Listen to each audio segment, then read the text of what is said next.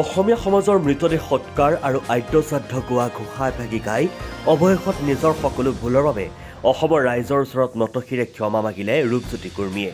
অসম বিধানসভাৰ বাজেট অধিৱেশনৰ আজি অন্তিম দিনটোত বিজেপি সভাপতি দিলীপ শইকীয়াৰ নিৰ্দেশ মানি মৰিয়নি শাসকীয় বিধায়ক ৰূপজ্যোতি কুৰ্মীয়ে ৰাইজৰ ওচৰত ক্ষমা প্ৰাৰ্থনা মগাৰ লগে লগেই অসম বিধানসভাৰ সদনৰ ৰূপজ্যোতি কুৰ্মীৰ বিতৰ্কৰো অৱসান ঘটিল।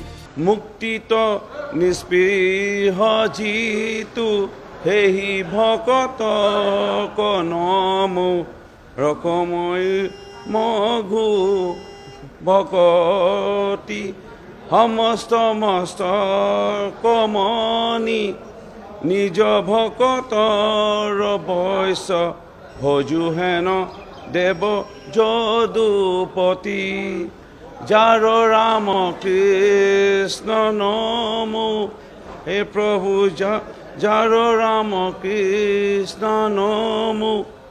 মই এই প্ৰাৰ্থনাৰে মই পুনৰবাৰ মাননীয় মুখ্যমন্ত্ৰী ডক্টৰ হেমন্ত বিশ্ব শৰ্মা ডাঙৰীয়া আৰু মাননীয় আমাৰ দলৰ সভাপতি দিলীপ শইকীয়া ডাঙৰীয়াৰ পৰামৰ্শ মৰ্মে মই অসমৰ ৰাইজৰ ওচৰত ক্ষমা বিচাৰিছোঁ।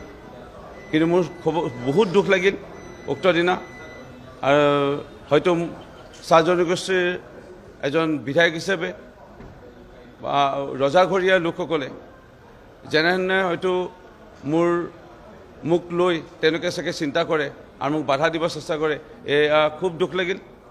ইয়াৰ লগতে আৰু এটা বিষয় দুখ লাগিল, আমি দেখা পাইছোঁ সংবাদ মাধ্যমৰ বিভিন্ন চেনেলৰ যোগেদি যে মিয়ায়ো মানে মোৰ বিৰুদ্ধে এনে কোনো মিয়া বিধায়কে এনে বেয়াকৈ ক'বলৈ মোক মানে সাহস কৰিছে।